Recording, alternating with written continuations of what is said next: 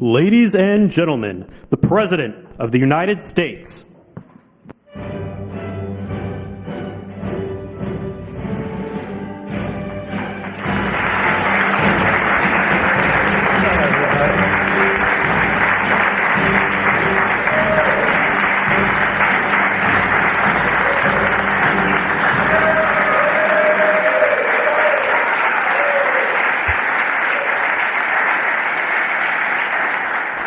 Well, thank you very much. Please sit down. Please, thank you. We have a lot of great political leaders, and the biggest political leaders around, I guess you could say, but by far much bigger are the business leaders. It's not even close. I say that to my friends, the politicians. You have the greatest business leaders in the world here, so it's an honor. And this week we're celebrating the most successful first 100 days of any administration in American history. We're thrilled to welcome to the White House dozens of the world top leaders of all kinds, but in particular business leaders. And since the election, the companies represented in this room have collectively announced more than $2 trillion in new investments, and we have a total of close to $8 trillion all told. And there's never been anything like that in this country. We've never had anything close. I would say if you looked at the last administration, probably for 4 years they did maybe less than one. And we've done almost 8. I would say we'll be above 8 in a period of 2 months. So something happened.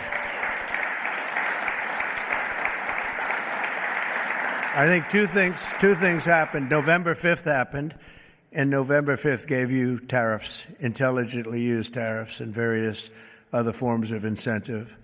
But it's really amazing. I don't think there's ever been anything like this anywhere in the world. Together, we're going to bring back the most beautiful words. I always say made in the USA, the most beautiful words. We're going to have made in the USA like we haven't had before in a long time.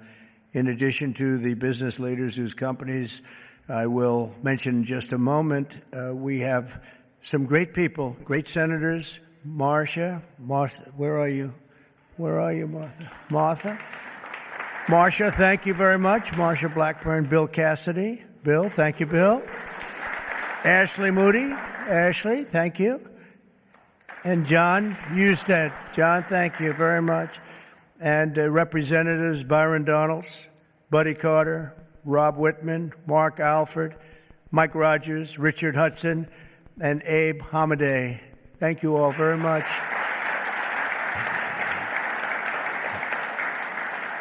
We have Mike Kehoe, governors, Jim Pillen, Kevin Stitt, Mike Dunleavy, along with numerous other members of my cabinet, and I want to thank you all for being here. How come my cabinet has such good locations? You should have given them up to the business leaders. We want their money, you know.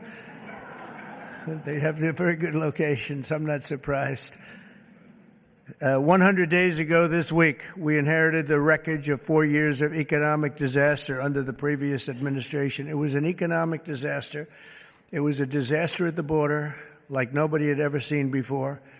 And you probably see we've closed up the border 99.999%, meaning 3 people got in. 3. As opposed to hundreds of thousands of people coming in on a monthly basis, millions of people actually. There are periods where we had millions and millions of people pouring in on a monthly basis. We had 3 people. They buried companies in crippling regulations, waged war on American energy, pushed massive tax hikes, and gave us the worst inflation in the history of our country. In Biden's final year, the United States had the worst trade deficit ever recorded, and we lost 106,000 manufacturing jobs. Other than that, he's done a fantastic job. But now all that is changing, and all that's changing very fast, because we finally have the president who wants to put our country first. You have a president who believes in America first. In the first quarter GDP numbers just out today, core GDP, now we're removing distortions from imports, inventories, and government spending, was up plus 3%.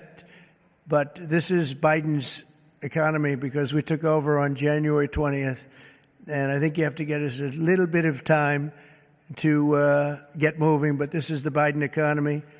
But we still had and we've had a lot of things happen since November 5th that helped this economy because it was indicating a strong private sector growth.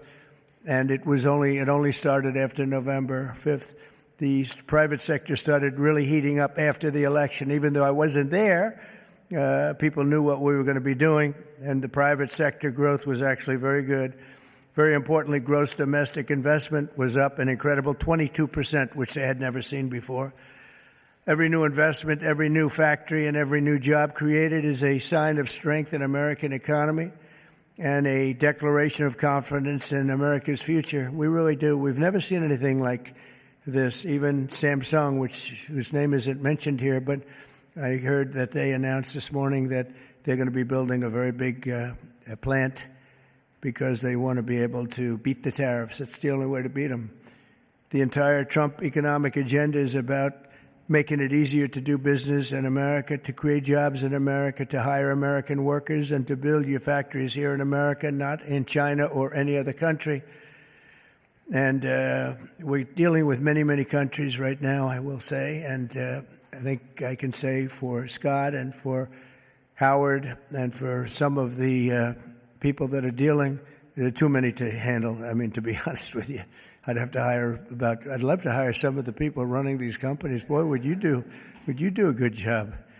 I could have Jensen negotiate. He'd blow my people away, wouldn't you? I think even Howard would say that. Howard would say, we'll take them. He'd blow them away. He would make deals. One deal would be the end. That would be it. But we've terminated the Green New scam. It was a scam. And halted tens of billions of dollars of money, wasteful, deficit spending. It was like throwing money right out the window. And in the coming weeks, we'll pass the largest tax cuts in American history.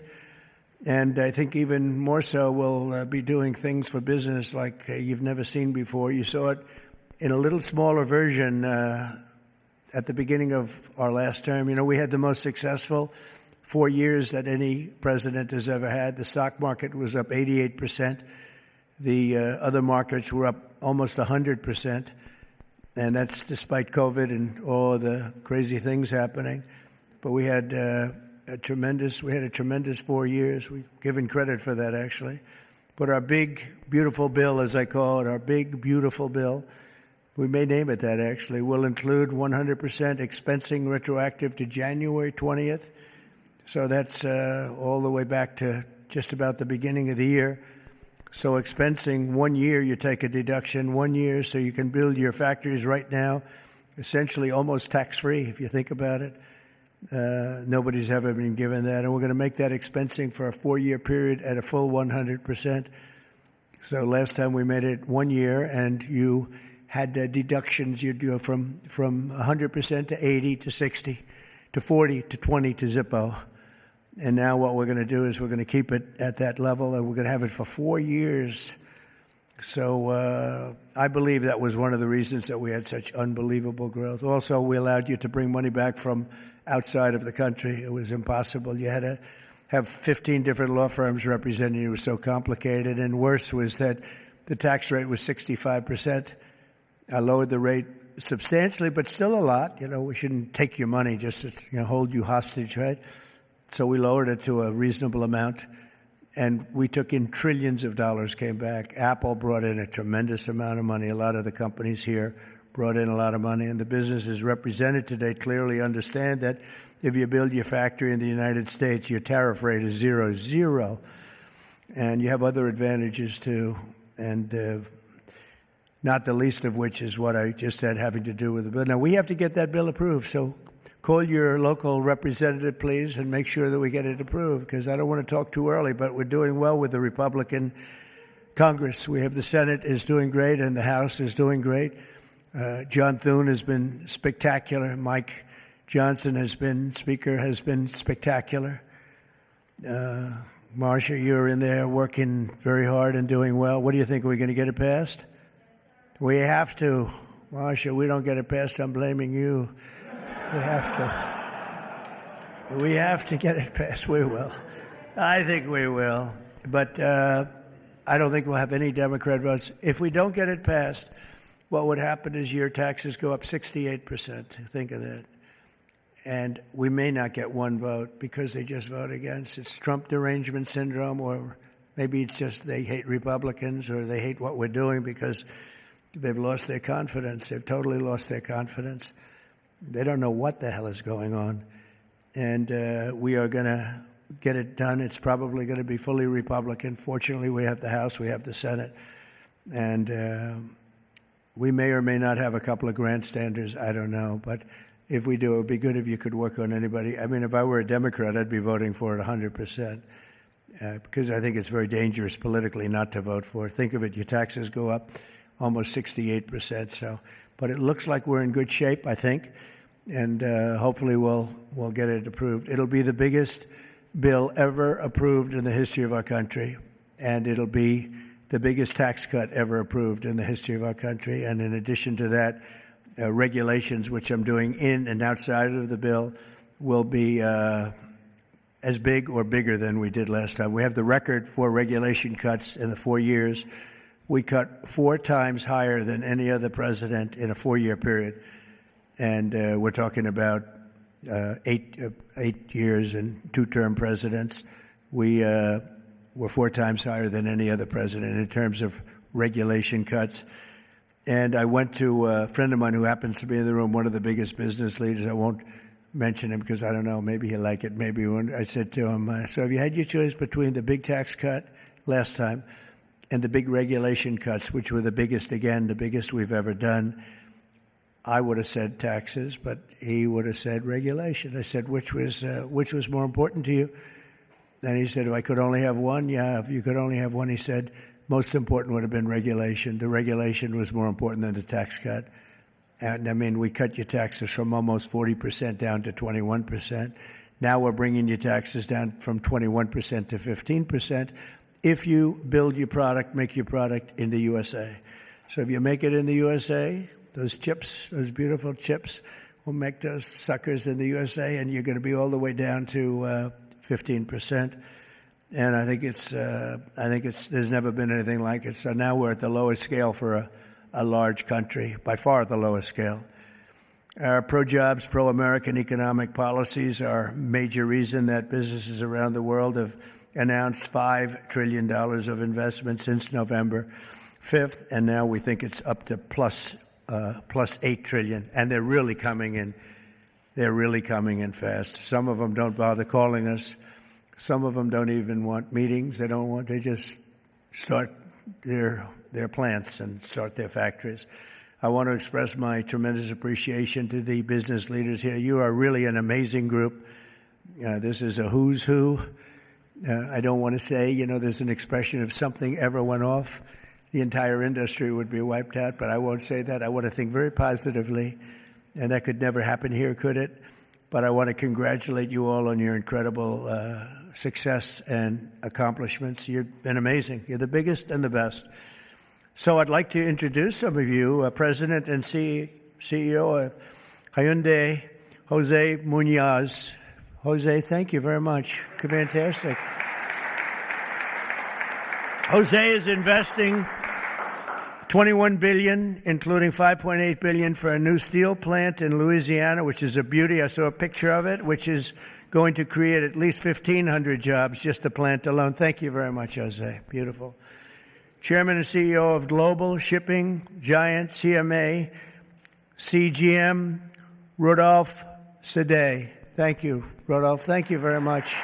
Fantastic. Investing $20 billion in creating 10,000 new jobs at least. Thank you very much. That's fantastic. You'll be very happy. President and CEO of Toyota North America, Ted Ogawa, investing $88 billion. Where's Ted? That's fantastic. Thank you, Ted. That's fantastic. Ted's investing $88 million for car production at its West Virginia factory, which is a beauty. I've seen it, actually. Congratulations. Thank you very much for being here, Ted. Co-founder and CEO of Anduril, Brian Schimpf. Oh, Brian. Thank you, Brian. He's investing $1 billion for a new manufacturing facility in Ohio and display. Next to me is their 125-pound Roadrunner drone. Where is that little sucker? Where is it? Which is that? Whoa. That's a nasty-looking thing. That's a nasty. I look up there when I'm having dinner outside. I used to look up and see the moon. Isn't it beautiful? Now you see the moon, but you see drones all over the place. And I say, let's get the hell out of here. That's a good one, isn't it, huh? I can see it. CEO of Worldwide Amazon Stores, Doug Harrington. Thank you very much. Thank you, Doug, very much. Investing $4 billion this year alone, and I know they said they're going to be investing a lot over the next 2 years. We appreciate it very much. Thank you, and say hello to everybody. CEO of Venture Global, Mike Sable. Mike, thank you very much, Mike. Investing $18 billion in liquefied natural gas expansion in Louisiana. That's going to work out good. Thank you very much. President and CEO of Siemens USA, big company, Barbara Humpton. Thank you, Barbara. Thank you very much. Investing $285 million. Executive Global Chairman of Pratt Industries, friend of mine, Anthony Pratt. He's investing $5 billion. Thank you. Thank you, Anthony. I read a report today he's the richest man in Australia, but who the hell knows? Do you think you're the richest man in Australia? Close. I don't like to put you on the spot like that, Anthony, but that's pretty good. Thank you very much. That's great. $5 billion. Founder and CEO, Chobani Hamde Oleaka. Where are you? Thank you very much. Investing $1.2 billion. Thank you very much. CEO of Bell Brands USA, Yvonne Girard. Yvonne, thank you very much. Thank you very much. $350 million. President of Schneider Electric North America, Amar Paul. Amar, thank you very much. Investing $700 million for energy infrastructure in its largest investment in its 135-year history. Chairman and CEO of Johnson & Johnson. Oh, I know. I've heard of that company, huh? My hair looks so beautiful because of your product. Joaquin Duato, $55 billion manufacturing plant and research and development and technology. Thank you very much. $55 billion. That's a lot. But you got to catch up with Apple and some of the others. We got to get you to make a little. You one of the few companies that could do that, right? Chair and CEO of Eli Lilly, a great guy. Every time I talk to him about drug prices, he sweet talks me. He tells me about the middleman. The middleman keeps telling me about the middleman. By the time I leave the meetings, I was telling my people, I say, gee, he's giving us a great bargain. You know, but David, you have done some job. David Ricks, you have done some job. I'll see you later, too. $27 billion, doubling its manufacturing investment in the U.S., and he's got a very hot topic right now going. Don't you? This stuff is doing really well, isn't it? Really hot company. Thank you very much, David. CEO of Novartis, Vas Narasimhan, and that's $23 billion. Thank you. Thank you very much. Thank you, Vas. CEO of Genentech, Ashley Mugargi, $50 billion. Whoa, that's a lot of money. Good, thank you, Ashley. That's a big one. CEO of AbbVie, Rob Michael, $10 billion. Thank you very much. Thank you. Good company. President and CEO of Thermo Fisher, Mark Casper, $2 billion. Thank you, Mark, very much. Chairman and CEO of Merck, great company, Rob Davis, $9 billion. Thank you very much, Rob. Chairman and CEO of Abbott, Robert Ford, $500 million. Thank you, Robert. Chairman and CEO of a company called IBM. Arvind, where are you? Where are you? Thank you very much. That's fantastic. $150 billion. That's all? That's great. Thank you very much. You've done a great job. You've done a great job with that company, too, I'll tell you. Chairman and CEO of GE Aerospace, Larry Culp. Larry, thank you very much, Larry. And Larry's investing $1 billion in manufacturing across 16 states, and with us as we have the model of their F-110 engine, which I hear is like, I must tell you, I hear it's the hottest engine there is. You got a gold mine over there, Larry, which powers our nation's finest fighter jets and other jets. And your big engine is really something that I hear is beyond anything that has been produced yet. So good luck with it. And Larry, I think we're going to ask you to say a few words, actually. So come on up. Thank you. Thank you. Thank you, Mr. President. It's an honor to be here representing all of my colleagues at GE Aerospace. We are today 125 years old, but we are inventing the future of flight. Today, we power 3/4 of the world's commercial airlines and nearly 2/3 of the U.S. military combat jets and helicopters. So what you see here with the F-110 powers 70% of the newest Air Force F-15s and the F-16s. I know you were in Michigan just yesterday. Yeah. This is the engine that will be under wing on the F-15EX Eagle II that the Michigan Air National Guard will soon be flying. We're excited about what's happening at our company. We're investing $1 billion this year, as the President said, across 16 states, not only in our manufacturing footprint, but with so many of the small and mid-sized businesses that constitute our supply chain. There's a lot happening. We're excited about it. Mr. President, thank you for what you're doing, not only to revitalize U.S. manufacturing, but helping ensure that the U.S. aerospace industry, one of our biggest net exporters, continues to lead the world in innovation. Thank you. Thank you. Great job. And he has done a really great job. You took over a slightly troubled company, and now you've made it hot as a pistol. So that's really an amazing job you've done in a short period of time. Also with us is Chairman and CEO of SoftBank, Masa. Where's Masa? Masa, come on up here, Masa. Masa has pledged $200 billion plus another $500 billion with Oracle and OpenAI for a total of $700 billion. Thank you, Masa. Come on up, please.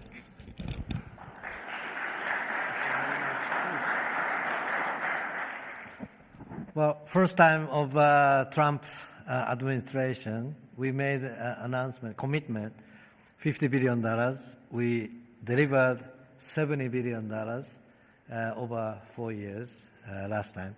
This time, I tried to commit $100 billion, and President Trump said, "Oh, Masa, go for more." so we did that $200 billion commitment, and then right after that, we SoftBank, OpenAI, Oracle, and MGX together, we announced $500 billion investment. This is the largest investment for infrastructure in the United States, investment. And I think this is more than the scale. The importance is this is the largest infrastructure for the AI, which is the future of mankind, I believe. It's going to change every industry, every way of how our mankind's lifestyle of the future. I am committed. U.S. is the center of innovation. U.S. must continue the leadership of AI. Thank you very much. Thank you. Thank you very much. Great honor. Thank you very much, Masa. Been a friend of mine for a long time. These guys are mover. We got to say, you are really something. It's great. We appreciate it too. It's great spirit, great genius. Tim Cook from Apple is pledging, not only pledging, is committed to $500 billion. They're going to build plants all over the country, 7 or 8 different states. They've already started. And so I want to thank Tim. That's such a big investment for somebody that, had them pretty much in one location, as you know. Now they're coming into the United States, I believe, because of the spirit and the tariffs and the incentives. So that's Apple for $500 billion. And one of the most brilliant men that you'll ever meet, a man that's done in a short period of time something that is incredible.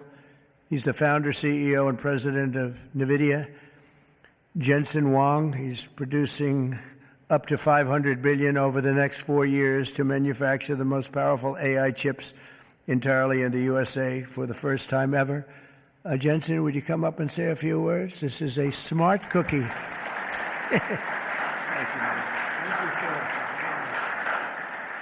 Thank you, Mr. President. It's a great honor to be here. Nvidia reinvented computing for the first time after 60 years. In fact, Ervin at IBM knows quite well that the computer has largely been the same since the 60s. The IBM System 360 described really quite perfectly the computer that we use today. Central processing units, operating systems, the separation of hardware and software, I/O subsystems, multitasking. All of the words that we use to describe computers today were really invented in 1964, the year after my birth. Well, after all this time, we've reinvented computers again. This is what a processor looks like. It's on the right there. People say it's a GPU. That's one GPU unit, and it's 70 pounds, 60,000 parts, 10,000 watts. In order to manufacture it requires probably a couple of hundred companies in the supply chain. It is so heavy that it requires robotics to do. It's so precise. And just to test a supercomputer requires a supercomputer. And we're going to build NVIDIA's technology, the next generation of that, all here in the United States. Without the president's leadership, his policies, his support, and very importantly, his strong encouragement. And I mean his strong encouragement. Frankly, manufacturing in the United States wouldn't have accelerated to this pace. Manufacturing isn't about low-cost labor anymore. Manufacturing is about technology. And most of the factories that build these systems today are the most advanced factories in the future. And we're going to use artificial intelligence and robotics and omniverse digital twin technology to make it possible for us to create the factories of the future. And we ought to build it. We ought to build it right here. The really amazing thing is that this computer is the engine of a whole new industry. And this new industry is called artificial intelligence. And this new industry is a manufacturing industry in itself. That's a factory machine. Just as several hundred years ago, the dynamo was invented, water would come in and electricity would come out. Now electricity goes into this machine and incredible tokens come out, artificial intelligence. In order for this industry to thrive, we need to build these systems, of course, but we also need a progressive growth and industry-oriented energy policy, which this president has really put his weight behind. I really appreciate that. Without energy, we can't possibly have new growth industries. And we now have the backing of the administration, the backing of President Trump to support the creation of a whole new industry. This industry is going to enable a whole bunch of other industries. What we now call the AI infrastructure is going to revolutionize every industry that we know. All of the many CEOs in the room today are great partners of ours for that reason. We're working on artificial intelligence for many industries, from healthcare to drug discovery to life sciences, financial services, education, so many different industries. And that's going to be possible because we have the fundamental infrastructure here in the United States. And so I want to thank you, sir, for everything that you've done and the strong encouragement and the great policies that make it possible for us. Thank you, sir. Very much. Thanks.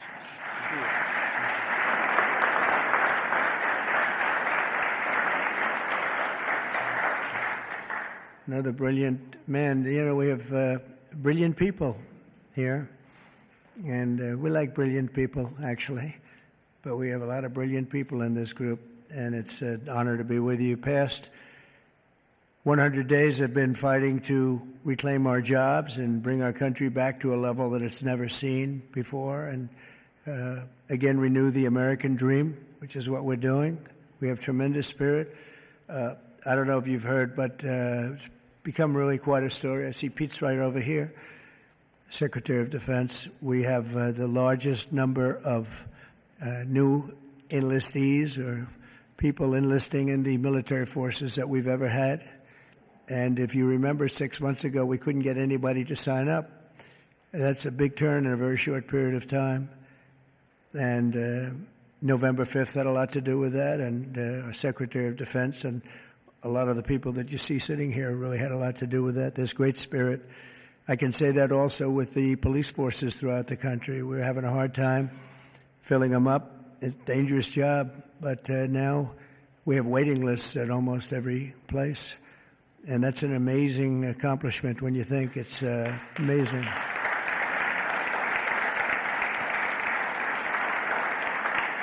And when I first came here, you remember just 3 months ago, I came in and they started screaming. The fake news was screaming. They were going crazy about eggs. I don't know about eggs. What's with eggs? Tell me. They said, their cost is up 50%, and you won't have them for Easter. I said, well, I'll have to get onto it. But this isn't my problem. This is Biden's problem. I've only been here for 4 days. They're screaming at me about eggs like it was my fault. I just got here. Didn't know anything about it. We got it taken care of, and eggs dropped 87% in the last short period of time, and everybody had eggs for Easter. In fact, we had a big Easter egg hunt on the lawns. We had 48,000 people actually came, and we had a lot of eggs. I don't know how many, but there were a lot. We didn't use plastic. They said, could you use plastic eggs? This is in early January, and I see our Secretary of Agriculture is here. Would you stand up? You did a great job. You got me out of a lot of trouble. Brooke Rollins. She got me out of a lot because they were trying to blame me for eggs, and I didn't know anything about it yet. Explain it to me. But we had plenty of eggs, Brooke, right, for Easter. There was no dearth. And we have another man in the audience who's maybe the most important man in the room because he's the head of the Environmental Protection Agency, meaning he's the one that approves all your plants. And when Jensen and some of the others came in about numerous of the others, especially having to do with AI, they came in. I learned a lot. Number one, I learned we need double the electricity that we have right now for the whole country, and really more than that. I mean, 2 times would be even better. It was like unlimited thirst for electricity. And at first I said, how's that possible? But that's, whatever it is, it's possible. That machine that you say you can barely lift is, I guess, it sucks up a lot of energy. But we need more than double what we have right now. So you take all of the energy, even the energy in this beautiful, incredible, it's just the greatest. I mean, no matter, I don't care where you come from with your $50 billion plant, the White House is the White House, right? You got to see in the Oval Office. If you want to take a trip down to the Oval Office, any of you come down with me. I'll show you a beautiful office. It'll blow your beautiful offices away. They'll stop and they'll say, for a lot of other reasons, but it's a beautiful place. And if you want to, I'm serious, you can do that. But I told Jensen, I told Tim, I told everybody that's building these very big, incredible plants, really plants of the future. They were talking about hooking into the grid. I said, well, the grid is old, and it's subject to mishap. Things can happen, including storms and much worse than storms. And if you want, I'll let you build your own utility plant, your own electric plant along with your building. You can build it inside of the plant, or you can build it outside of the plant. And I went to Lee Zeldin right here, and I said, Lee, we got to get fast approvals for these people. They're going to do the best job. They're going to have the best engineers, the best everything. We'd like to have them build their electric for them. They don't have to go outside. You become a utility. You become a great producer of electric. And if you have any extra, you put it back into the grid if you want, or you sell it back in. But you're going to be able to build, so this way we don't have to worry about, do we have enough? Because if you look at California, they have brownouts, blackouts, and everything else. They don't know what the hell they're doing. Governor doesn't have a clue. But the last thing you want to do is be hooking up to the California grid so that we can go in and you'll say, gee, we have to close down the factory for a couple of days. We have a little brownout going on. So you're going to be able to build your own plant and produce as much electric as your beautiful heart's desire. And that'll be something that nobody's done before. And we're going to ask Lee to get those approved very quickly. and he'll get it approved before you can even imagine. He's great. He's great. He knows the difference. You know, you can take years to get those approved. I would say previous to us, it would be years and years. Or you could take weeks to get them approved, and it'll be just as good. But they don't play games, and they're going to get it done, and they'll get it done very quickly. So that's going to be a big help because you're going to have unlimited energy, unlimited electricity. And I think it's going to really, we want to stay number one. We're number one right now by a lot. I will say this, if I didn't get elected, I would say get out of the AI business fast. Get out of all business fast, probably. Maybe get out of the country fast, because this country was heading in the wrong direction, but now it's heading in the right direction. I think it's the most consequential 100 days in the history of our country in certain ways. We had an editorial from a group that normally wouldn't give good editorials to people like me. And they said he's the most consequential president because of what he's doing with all of these policies that you're reading about, long beyond the electricity and the plants, having to do with many other things like secure borders and all of the many, many things. I could go down and name them. We're gonna be getting tremendous amounts of drug and pharmaceutical companies going to be pouring into the country. They're going to have to. They're going to have to, and we're going to give them a lot of time to do it, but after that, there's going to be a tariff wall put up, and they won't be happy about it, but they'll be happy if they start building right now. Right now, it's going to be build, and after a certain period of time, it's going to get tougher, and then it's going to be real hard to do business in this country. So for the pharmaceutical companies, chip companies, a lot of different companies, we're all set to really grow. Groceries are down. The grocery prices are down. Gasoline prices are down. We had some gasoline selling for $1.98 a gallon just recently in 3 different states over the last 2 days. It was at $4, and it was higher than that in some places. It was over $5. We have it way down. Energy prices are down all over the country. Mortgage rates are actually down slightly, even though I have a guy in the Fed that I'm not a huge fan of, but that's all right. These are minor details. Don't tell him I said that, please. As the cameras rock and roll back there. No, he should reduce interest rates. I think I understand interest a lot better than him because I've had to really use interest rates. But we should have interest rates go down. It would be positive, but it's not going to matter that much because ultimately, what we're creating has much more to do with other things than it does just pure interest rates. But it would be nice for people wanting to buy homes and things. The prescription drug prices just saw the largest monthly decline ever recorded. So, David, I'm having a little bit of an impact, at least on you, as I just browbeat. I browbeat this guy. He's got he looks like he's 25 years old. He has this massive company, Eli Lilly.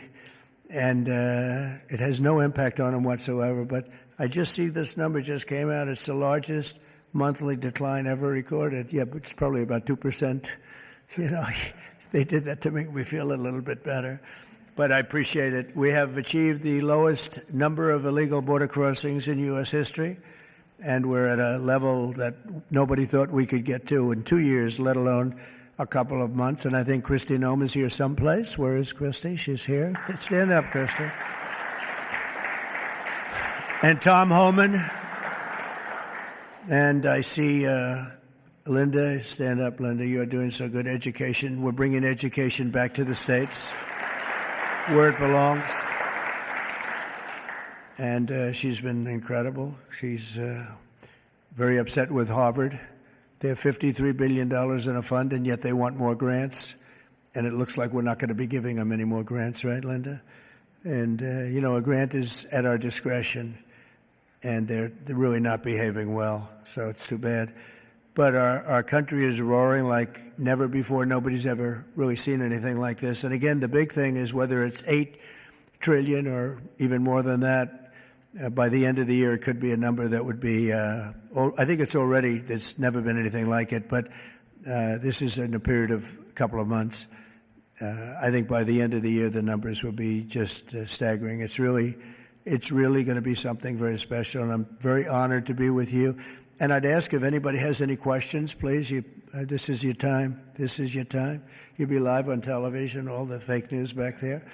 Now that'll keep them down, right? That's the way to keep them down, unless they're bad people, in which case, unless they want to make some news. Would anybody have any questions? Anybody? Business leaders? You want to know anything about depreciation? No? I love it. We've done such a good job, we don't have to take. Howard, would you like to say a couple of words, please?